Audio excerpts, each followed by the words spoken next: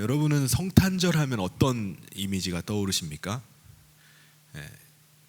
뭐 기쁨, 즐거움, 놀이, 선물, 또 음식, 친구, 이런 이미지들이 아마 떠오르실 겁니다.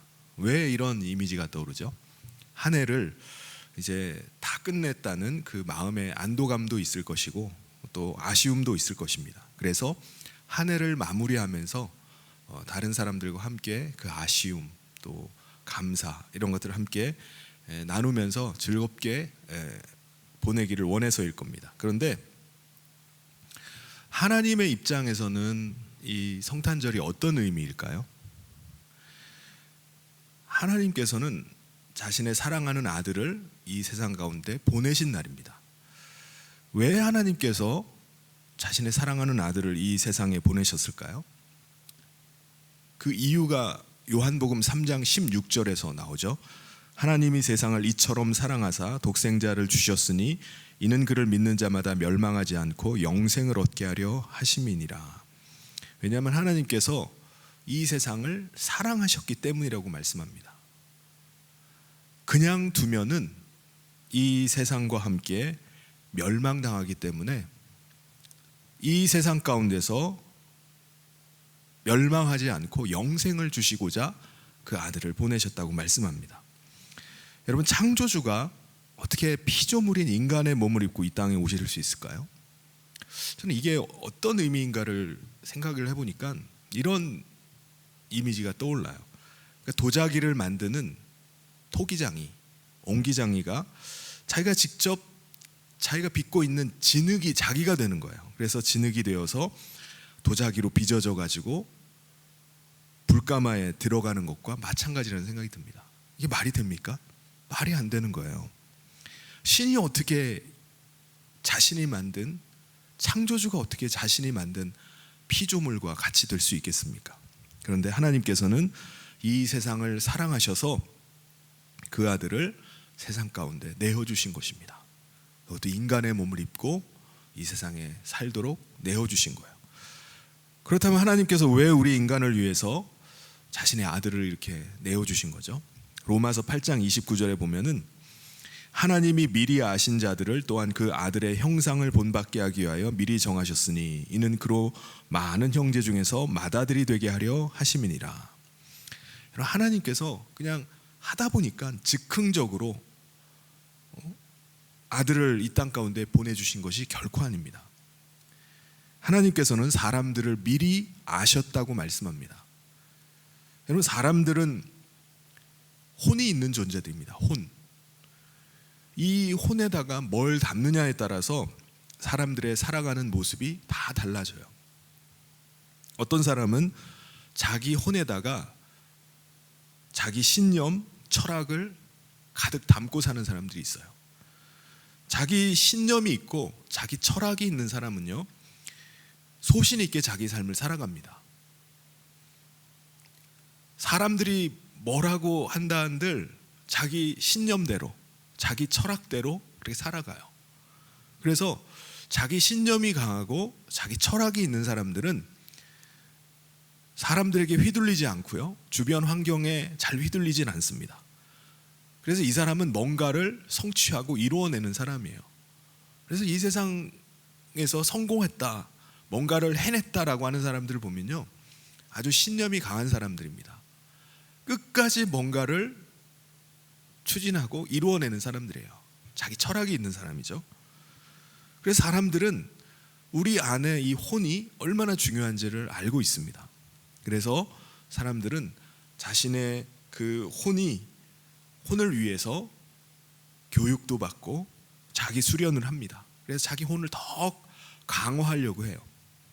그런데 여러분, 아무리 혼이 많은 공부를 하고 수련을 하고 단련을 해가지고 더 강해지고 지식도 더 많아졌다 할지라도 우리 혼 안에서는요, 선한 것이 나올 수가 없습니다. 우리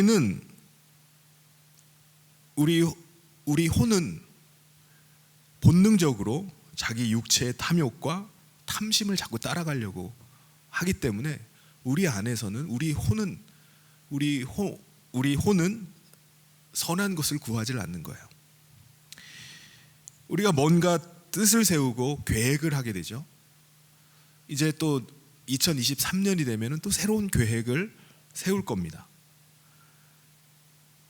공부하고 있는 학생 같으면은 내가 이제 한 학년이 올라가니까 이제 고등학교에 올라가니까 대학에 들어가니까 내가 어떤 일을 해야 되겠다. 앞으로 이런 준비를 해야 되겠다. 이런 공부를 해야 되겠다라고 계획을 세웁니다. 그런데 그게 작심삼일이 되어버릴 때가 많이 있어요. 왜 그렇죠? 내가 올해는 기필코 살을 몇 킬로를 빼야 되겠다. 그래서 1월 달이 되면은 피트니스가 막 회원이 막 한꺼번에 늘어납니다. 그때가 피크예요. 왜 그렇죠? 새해에는 꼭 살을 빼고 말리라 라는 결심하는 사람이 너무 많기 때문에 그래요. 근데 회원권은 많이 끌었는데 조금 지나 보면은 사람들이 안 와요. 왜 그런 겁니까? 몸이 못 따라가는 겁니다. 자기 육체가 혼을 못 따라가는 거예요. 혼이 육체를 자꾸 따라가 버립니다. 그러니까 몸이 원하는 대로 자꾸 따라가니까 세워놨던 계획이 다 수포로 돌아가 버립니다. 하다가 다 실패로 끝나버립니다. 그뿐만 아니라 우리 혼은요, 자기 자신을 위해서 어떤 것도 서슴지를 않습니다. 자기 혼이 자기 몸에 탐욕을 채우기 위해서 도둑질을 하기도 합니다. 자기 잘못을 숨기기 위해서 거짓말도 능청스럽게 해요. 자기를 더 포장하고 자기를 더 드러내기 위해서 허풍을 떨기도 합니다. 이게 우리 혼이에요. 우리 혼에게서 선한 것을 찾을 수 있느냐? 없어요. 우리 육체 가운데 살아가기 때문에 끊임없이 계속 죄악된 것들을 따라갑니다. 많이 배운 사람은 좀 다를까요? 박사학위를 소지하고 있고 대학 강단에서 가르치는 교양 있는 사람, 많이 배운 사람, 이런 사람은 좀 다를까요? 다르지 않죠. 오히려 평범한 사람들은 생각지도 못하는 것들을, 그런 죄악들을 저지릅니다. 그것도 아주 교묘하게 그 일들을 저질러요. 여러분, 사람은 도대체 언제부터 이렇게 된 거죠? 왜 우리는 선한 것을 추구하지만 우리 안에는 계속 더러운 것들이 나올까요? 아담과 하와 때부터 그렇습니다. 아담과 하와의 혼이, 그들 혼 안에 하나님의 말씀이 담겨 있어야 되는데 그들은 하나님의 말씀을 담고 있는 것이 아니라 마귀의 말을 귀담아 듣고 그 말을 그들 안에 담아버린 것입니다. 그러니까 그때부터 마귀의 말이 자기들을 주장해 가기 시작해요.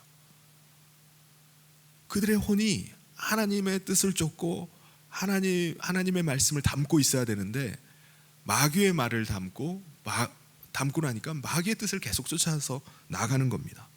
하나님께서 금하라고 하신 것을, 그것조차도 서슴지 않고 행하게 되는 거예요.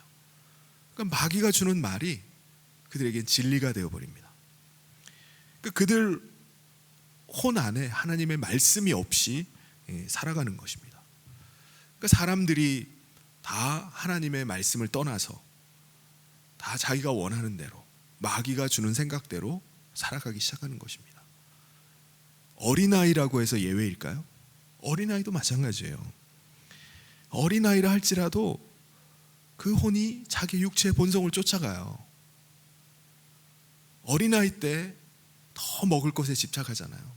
어쨌든 자기가 먹어야 되니까 자기 입에다 일단 집어넣어야 돼요. 그게 사는 방법입니다. 그러니까 어린아이 때도 탐욕이 있어요. 탐심이 있습니다. 그것을 채우기 위해서 시기하고 질투해요. 이게 본능적으로 나타납니다.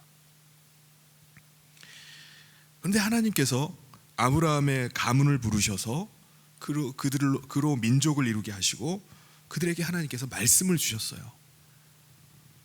사람들은 다 각자 자기의 혼이 원하는 대로, 자기 생각하는 대로 살아가지만은 하나님의 말씀을 따르는 하나님의 사람들을 세우신 거예요.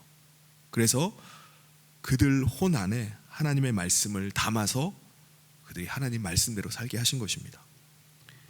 그런데 결국은 어떻게 됐죠? 그 아브라함의 자손 이스라엘 백성들은 하나님 자신들의 혼 안에 하나님의 말씀을 담지를 못했습니다. 물론 율법의 규율대로 철저하게 자기 육체를 억압하고 절제를 해서 하나님의 말씀대로 살아가려고 했습니다.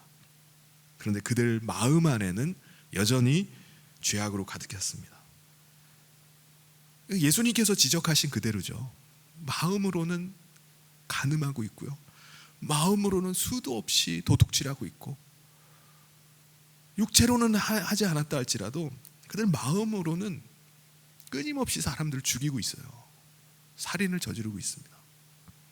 그러니까 우리 인간 안에는 선한 것이 없습니다. 선한 것이 나올 수가 없어요. 어느 인종이든지 어느 시대이든지 어느 지역에 사는 사람이든지 이것을 모든 것들을 막론하고 우리 인간의 혼에서 나오는 것들은 다 죄악된 것들입니다. 자신의 더 편함과 즐거움을 누리기 위해서 끊임없이 다른 사람을 억압하고 다른 사람에게서 빼앗고 죽이기까지 합니다. 자신의 부족함을 채우기 위해서 다른 사람의 것을 빼앗아요. 죽여서라도 자기 것으로 삼습니다. 그래서 자신의 편안함과 자신의 즐거움을 채워나갑니다. 이게 우리 인간의 모습이에요. 이게 우리 자신의 모습 아닌가요? 우리가 겉으로는 번드르르 하고 겉으로는 말쑥하고 깨끗해 보인다 할지라도, 겉으로는 고상해 보인다 할지라도 우리 안에는, 우리 인간 안에는 더러움과 추함과 죄악이 가득한 것이 우리 자신의 모습입니다. 그런데 이런 우리 인간을 보시는 하나님의 계획은 뭡니까? 사람들을 하나님의 형상대로 닮게 하고자 하는 것이 하나님의 계획입니다. 오늘 읽지는 않았지만은 오늘 말씀에 보면은 예수님을 닮게 하고자 하는 것이 하나님의 계획이라고 말씀하신 거예요. 그래서 그것을 미리 정하신 겁니다. 그래서 이 땅 가운데 하나님의 아들을 보내신 거예요. 29절에 보면은 하나님이 미리 아신 자들을 또한 그 아들의 형상을 본받게 하기 위하여 미리 정하셨으니 이는 그로 많은 형제 중에서 맏아들이 되게 하려 하심이니라. 이게 무슨 말씀이죠? 우리가 모두가 다 예수님을 닮아서 마치 예수님의 형제처럼 되도록 하기 위한 것이 하나님의 계획이라는 거예요. 예수님이, 형제는 닮잖아요. 그러니까 예수님이 마치 우리 형이 되고 우리가 예수님의 동생이 되는 것처럼 마치 친형제처럼 그렇게 하고자 하신다는 거예요. 이 일을 어떻게 이룬다는 거죠? 우리가 어떻게 예수님을 닮아갑니까?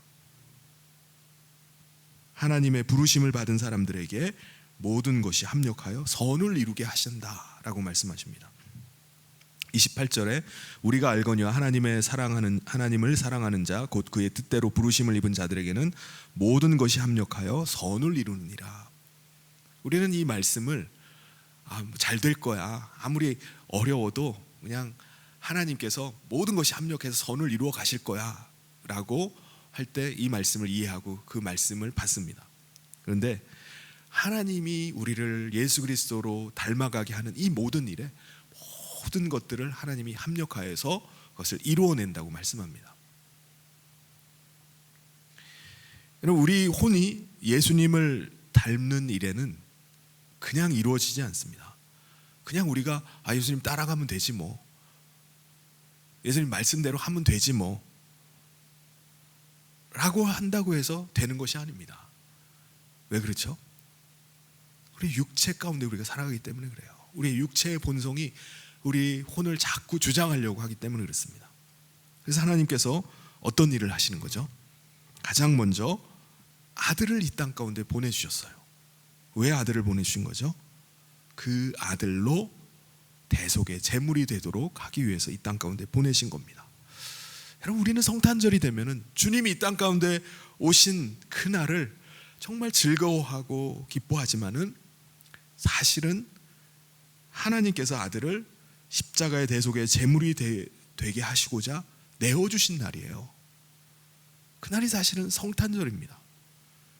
우리는 그 은혜를 그냥 받지만은 거기에는 어마어마한 희생이 있는 것입니다. 아버지 하나님께서 자기 아들을 내어주시는 그 아픔이 거기에 있는 거예요. 예수님께서 이 땅에 오셔서 자기 자신을 십자가에 내어주시는 그 고통이 그 가운데 있는 것입니다. 그게 성탄절입니다. 그리고 우리를 부르시는 거예요. 하나님의 아들을 내어주시는 이 놀라운 사랑과 예수 그리스도의 은혜 가운데 우리에게 나오라는 거예요. 우리를 부르십니다. 하나님의 이 놀라운 사랑과 은혜를 깨달은 사람, 받아들인 사람, 이 사람들에게 죄사함의 은혜를 베풀어 주십니다. 그래서 하나님께서는 그 부르심에 순종해서 믿음 가운데 나온 사람들을 의롭다고 인정해 주시는 거예요. 우리가 죄악으로 인해서 더러워졌지만은 그 사랑 가운데 그 사랑을 우리 혼에다 가득 받고 있는 우리들을 보시고 죄를 보시는 것이 아니라 우리 혼 안에 가득한 이 그리스도의 피를 보시는 겁니다. 그 피를 보시고 주님이 우리를 의롭다라고, 하나님께서 우리를 의롭다라고 인정해 주십니다. 여러분, 우리 자신의 혼이 하나님의 사랑과 예수 그리스도의 사랑으로 가득 찬 사람에게 하나님께서 해주시는 것이 있습니다. 그것은 바로 하나님의 영을 우리 가운데 부어주시는 거예요. 어떤 사람이요? 하나님의 사랑과 예수 그리스도의 사랑으로 그 혼이 가득 찬 사람, 예수 그리스도의 피로 죄 씻음을 받은 사람, 이 사람에게 하나님의 영을 부어주십니다. 그리스도의 영이 우리 혼에 임하게 됩니다. 그러면은 그리스도의 영이 우리 안에서 말씀하시기 시작하는 거예요. 우리를 그때부터 인도해 가기 시작합니다. 성경에서는 그리스도의 영, 성령님을 양자의 영이라고 말씀해요. 오늘 읽지는 않았는데 23절 말씀에도 보면은 양자 될 것 곧 몸의 속량을 기다림이라 라고 말씀합니다.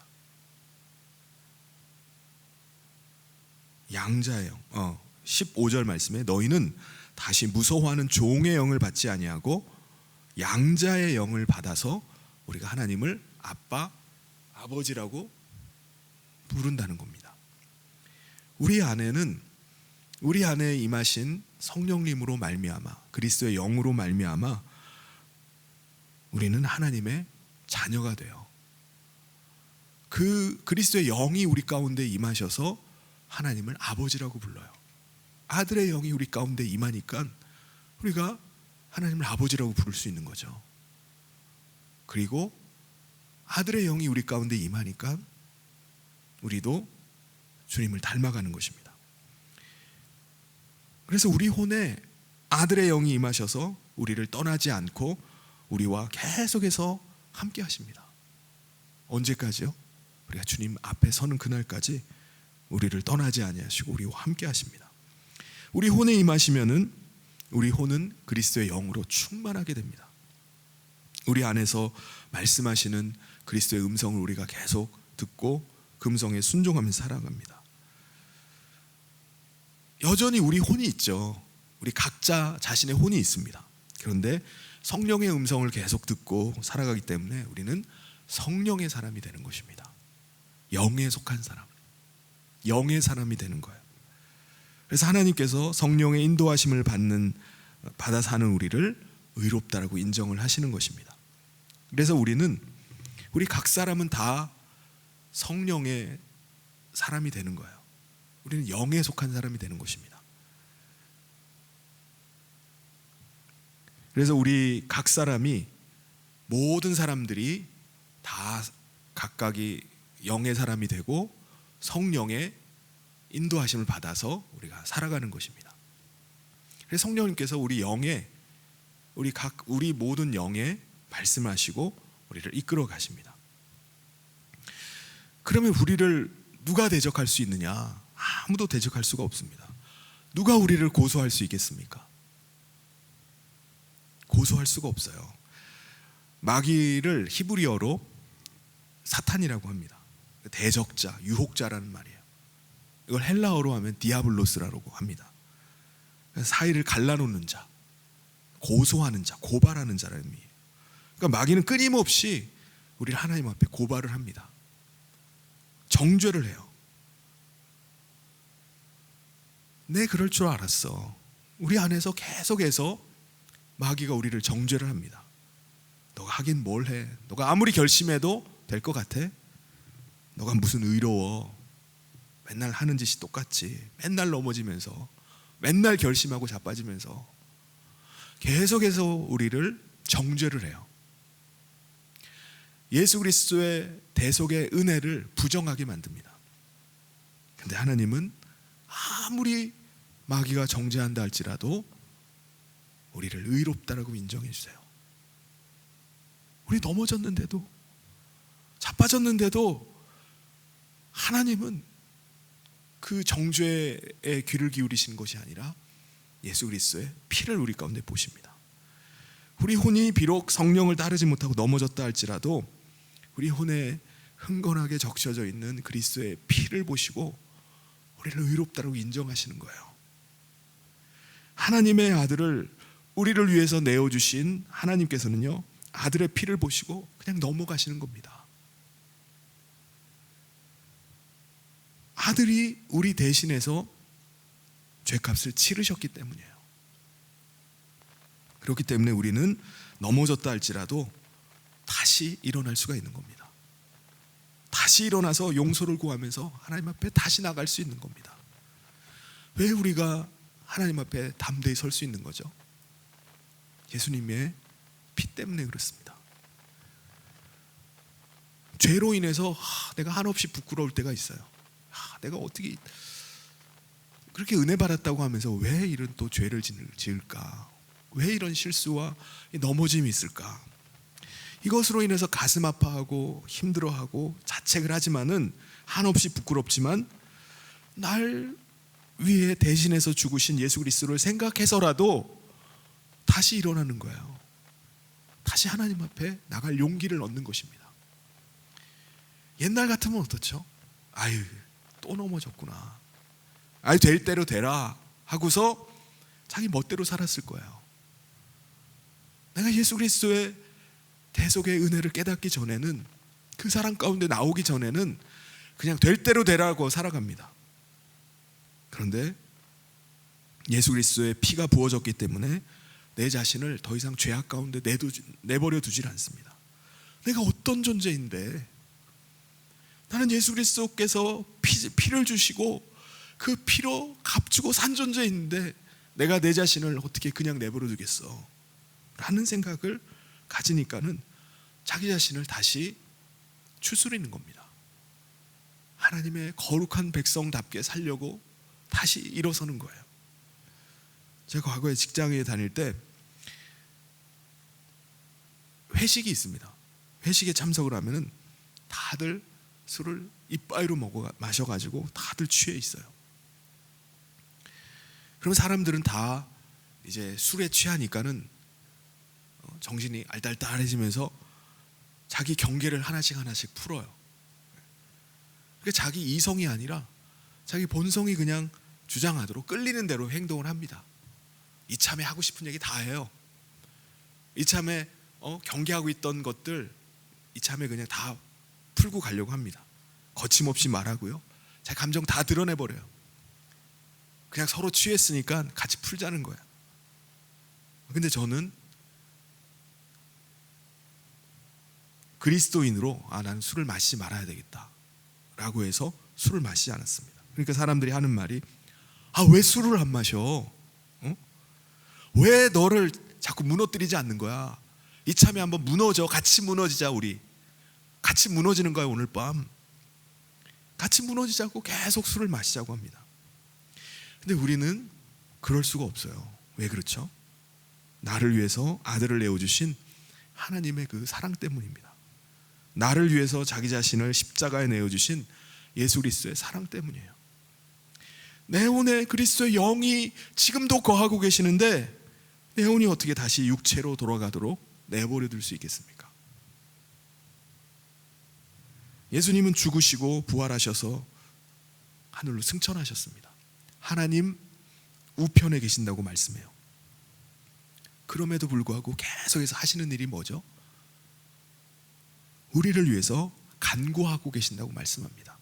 34절에 누가 정죄하리요?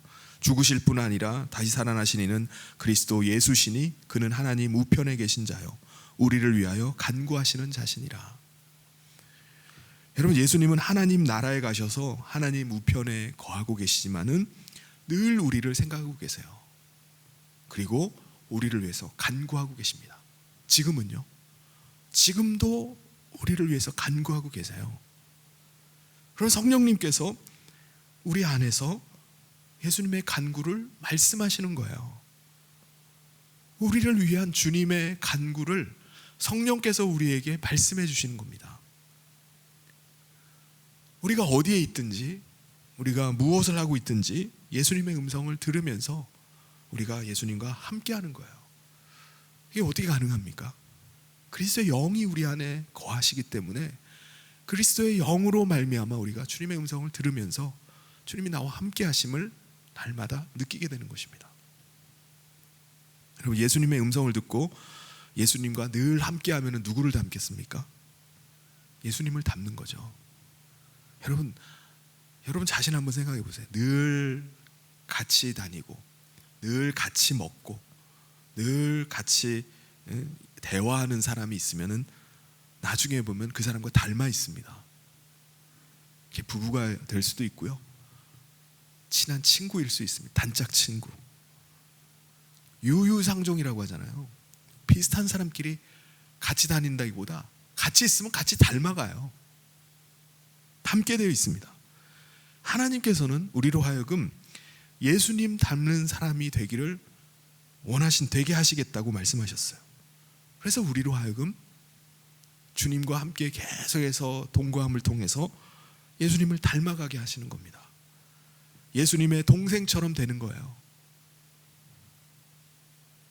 사람들이 여러분을 볼 때 예수님을 보는 것 같아야 됩니다.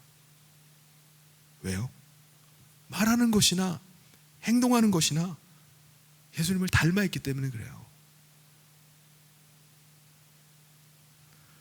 자신의 본래 성격, 그건 다 있죠. 자기 혼이 있으니까 다 있습니다. 그런데도 불구하고 우리의 모습은 예수님을 닮은 사람이 돼야 됩니다.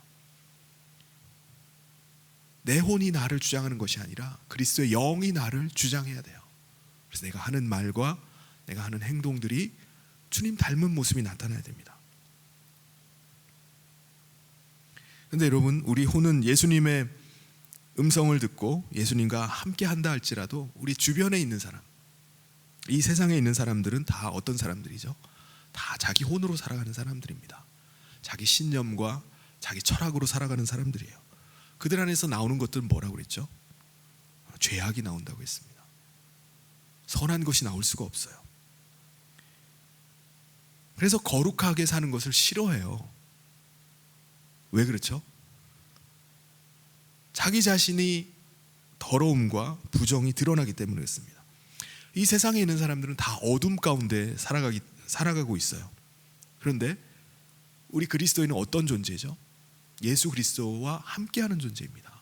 주님과 늘 함께하는 사람이에요. 주님이 빛으로 이 땅 가운데 오셔서 주님을 모시고 살아가는 사람은 빛 가운데 거하는 사람입니다. 그래서 이 세상이 어둠 가운데 산다 할지라도 우리는 낮에 속한 사람처럼 살아가는 거예요. 낮에 사람들은 어떻게 하죠? 다 단장을 하잖아요. 밤에 집에 들어가서는 다 씻고 그냥 잠자리에 들 준비를 하는 것처럼 그냥 낮에 속한 사람들은 단장을 하고 살아갑니다. 근데 어둠 가운데 거하는 사람 자기 원하는 대로 자기가 되는 대로 살아가요. 그러다 보니까 빛 가운데 거하는 사람이 있으면 자기의 죄악이 드러납니다. 어두움이 드러나요. 더러움이 드러납니다. 비교가 돼버립니다. 그래서 우리 그리스도인들은 이 세상 가운데 사는 동안에 핍박을 당할 수밖에 없어요. 내가 그리스도인인가 아닌가 궁금하시다면 나에게 핍박이 있는가 없는가를 보면 됩니다. 내가 그리스도인을 살아간다면, 내가 빛 가운데 살아간다면 핍박이 있을 수밖에 없어요. 왜냐하면 어둠 가운데 살아가기 때문에 그렇습니다. 36절에 기록된 바 우리가 종일 주를 위하여 죽임을 당하게 되며 도살당할 양같이 여김을 받았나이다 함과 같으니라. 다윗은 하나님의 말씀대로 따라가기를 원했어요. 늘 하나님과 함께 거하는 것을 기뻐했습니다. 근데 그에게 돌아오는 것은 뭐죠? 시기와 질투와 살해 위협이었습니다. 늘 쫓겨다니는 삶을 살아야 했습니다. 때로는 우리가 내가 예수 믿는데 나의 삶은 왜 이런가 라는 생각을 할 때도 있어요. 내가 이렇게 살아야 되나? 세상 사람들은 세상 사람들의 그 즐거움과 육체의 탐욕을 채우면서 살아가는데 왜 나는 이렇게 살아야 되나? 라는 생각을 할 수도 있습니다. 그런데 우리와 함께 하시는 예수님으로 인해서 우리는 모든 것을 이길 수 있습니다. 37절에 보면 그러나 이 모든 일에 우리를 사랑하시는 이로 말미암아 우리가 넉넉히 이기느니라. 우리의 소망은 하나님께 있기 때문에, 하늘에 있기 때문에 우리가 이 모든 것들을 이길 수가 있습니다. 우리가 이 땅에 사는, 육체로만 사는 혼이라면은 볼 수가 없기 때문에 하나님을 바라보고 하늘 나라를 소망하며 사는 것이 어리석게 느껴집니다. 미련하게 느껴져요. 그런데 우리는 하나님을 소망하고 있기 때문에 지금 우리가 살고 있는 이것들이 다 헛된 것임을, 썩어질 것임을 알기 때문에 우리가 이길 수가 있는 것입니다. 그래서 죽음도 생명도 천사도 마귀도 현재일도 장래일도 높은 곳이나 낮은 곳이나 어떤 피조물도 이 사랑 가운데서 끊어놓을 수가 없는 거예요. 하나님이 우리를 여전히 사랑하고 계시고 우리를 계속해서 우리와 함께 하심을 우리가 알기 때문에 여기서 넘어질 수가 없는 것입니다. 사랑하는 성도 여러분, 우리가 하나님의 사랑받는 자임을 결코 잊지 마시길 바랍니다. 예수님의 너무나 큰 사랑받은 자임을 여러분 잊지 마시길 바랍니다. 여러분 정말 존귀한 자들입니다. 이 세상에 그 어떤 것보다 가치 있는 존재예요. 하나님의 아들을 내어주실 정도로 가치가 있는 존재들입니다. 하나님의 아들의 그 핏값으로 산 존재들이에요. 그러므로 거룩한 자로, 의로운 자로 여러분 자신을 세워갈 수 있기를 바랍니다. 어떤 핍박이 온다 할지라도, 어떤 어려움이 온다 할지라도 우리를 그 사랑에서 끊어놓을 수가 없습니다.